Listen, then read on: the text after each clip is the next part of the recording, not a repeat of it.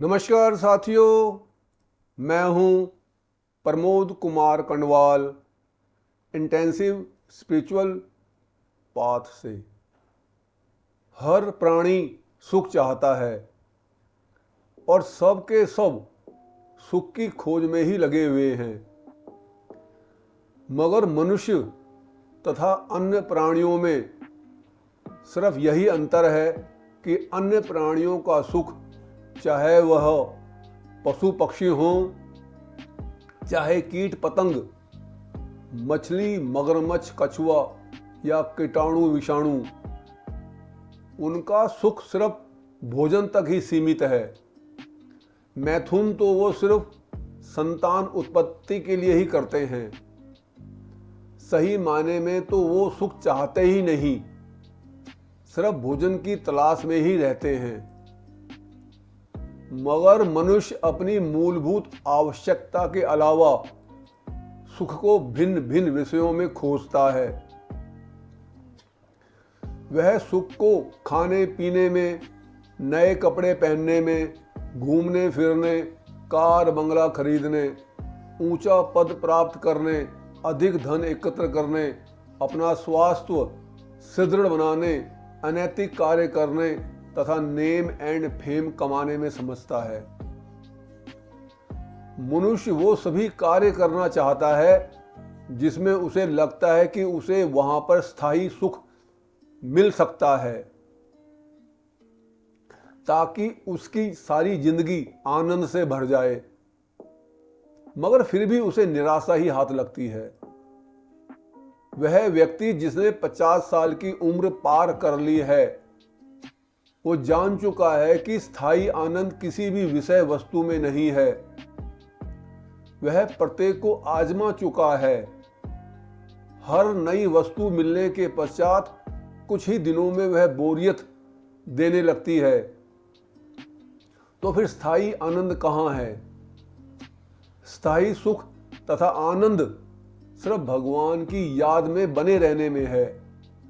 उसका नाम जप करने, प्रार्थना करने, भजन कीर्तन करने तथा ध्यान करने में है। मगर फिर भी हम क्यों नहीं करते? हमारा मन इन कार्यों को करने में क्यों नहीं लगता? हम जानते हुए भी कि ईश्वरीय उपासना में ही आनंद है, हम इसकी सच्ची शुरुआत क्यों नहीं करते? सच्ची शुरुआत कैसे हो? सच्ची शुरुआत करने के लिए हमें सबसे पहले निज कृपा करनी होगी, अपने ऊपर दया करनी होगी।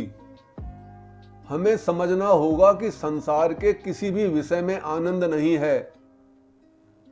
हमने सबको चख कर देख लिया है, बार बार चखने की जरूरत नहीं है। बार बार चखने से वो स्थायी नहीं हो जाएगा, बल्कि उसमें दुख की मात्रा जरूर बढ़ने लगेगी।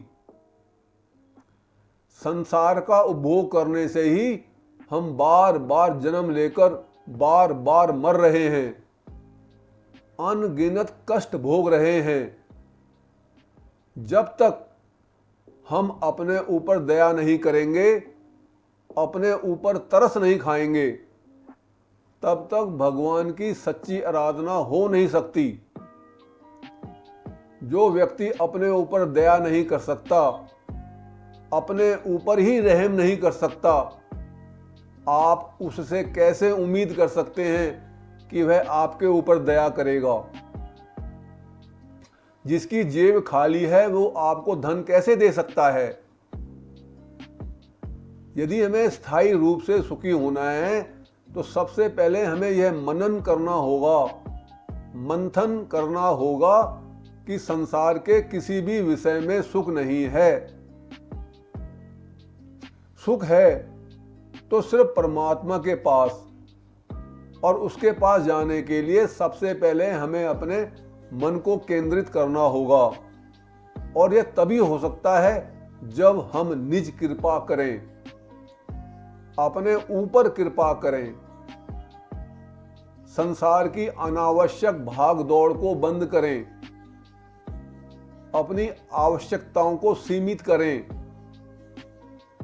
आजीविका कमाने के लिए जितना जरूरी है उतना ही कार्य करें। जो वस्तु हमारे पास उपलब्ध है उसी में संतुष्ट रहें। अपने समय को संसार से अधिक बचाएं और आध्यात्मिक साधना में लगाएं। जब हम निज कृपा करते हैं तब गुरु कृपा प्रारंभ होती है।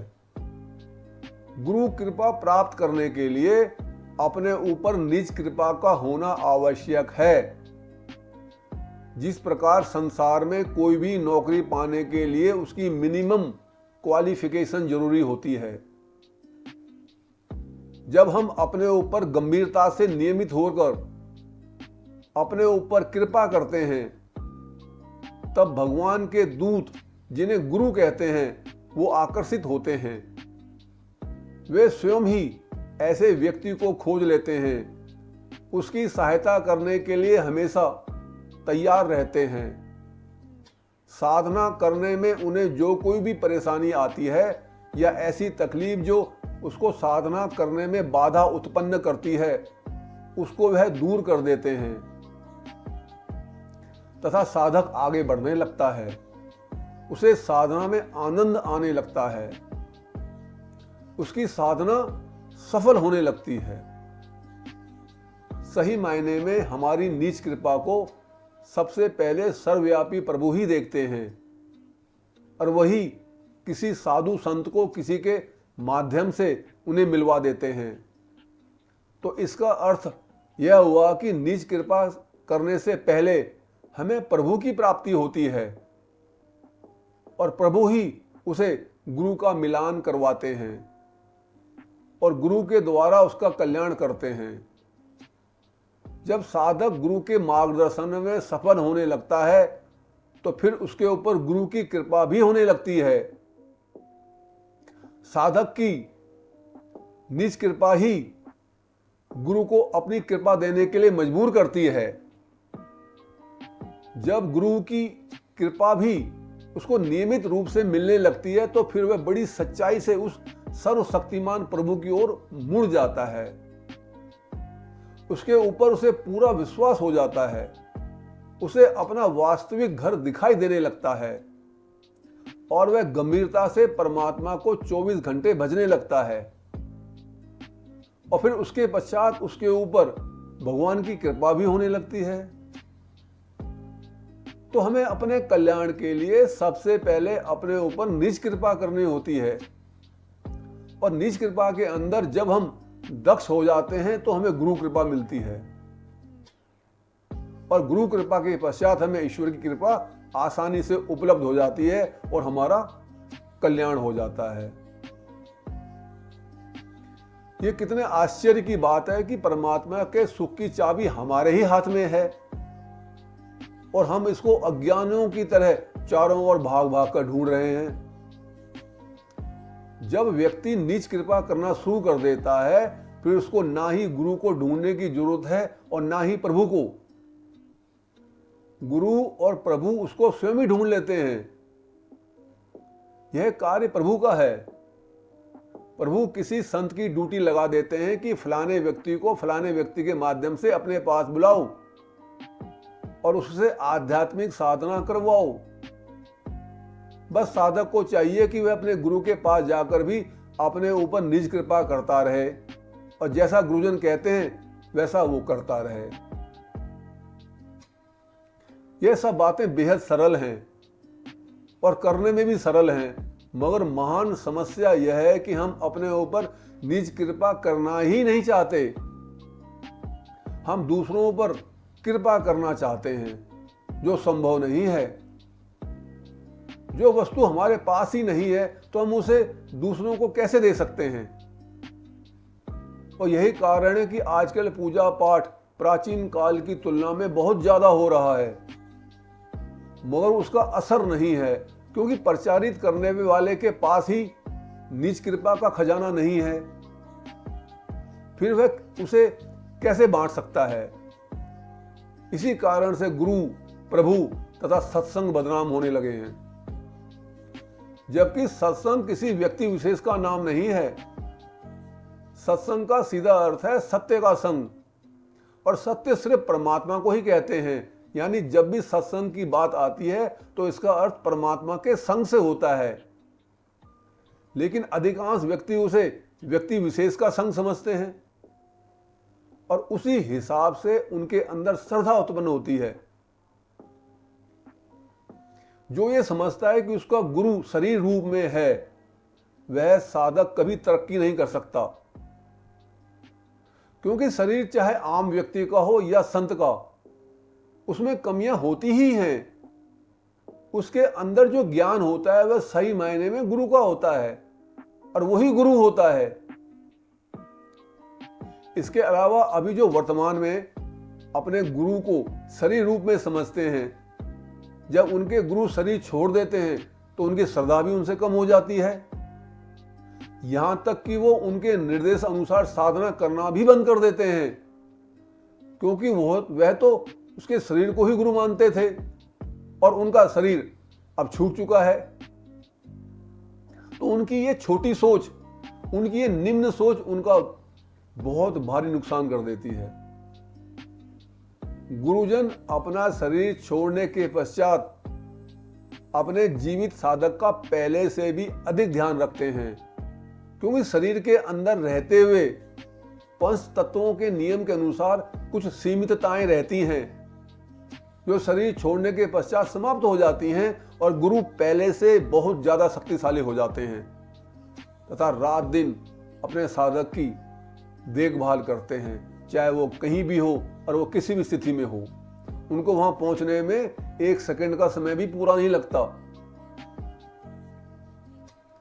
सत्संग को वो लोग बदनाम करते हैं जो तामसिक विचारधारा के होते हैं, जो भगवान को नहीं मानते बल्कि भगवान को मानने का नाटक करते हैं, अत्यंत अभिमानी होते हैं, जिनको भगवान के सामने झुकने में भी अपने सम्मान के कम होने का एहसास होता है या वो समाज के आगे शर्म महसूस करते हैं।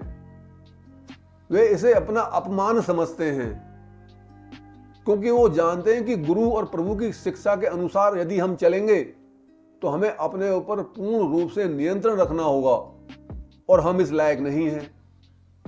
यही कारण है कि किसी भी सत्संग में यदि किसी को कहीं कोई कमी नजर आती है तो वह रात दिन उसका बखान करने में ही लगे रहते हैं।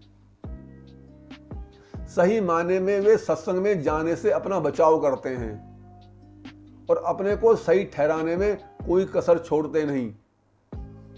कोई भी व्यक्ति जो सत्संग की जाने अनजाने निंदा करता है उसको उसका फल भोगना ही पड़ता है, क्योंकि सत्संग किसी व्यक्ति विशेष का नहीं बल्कि प्रभु का होता है। वह अपने इस नासमझी से प्रभु को नाराज करता है और दंड का भागी बनता है। संसार के अंदर भी यदि कोई किसी का अनजाने में कत्ल कर देता है तो भी उसको सरकार द्वारा दंड दिया जाता है।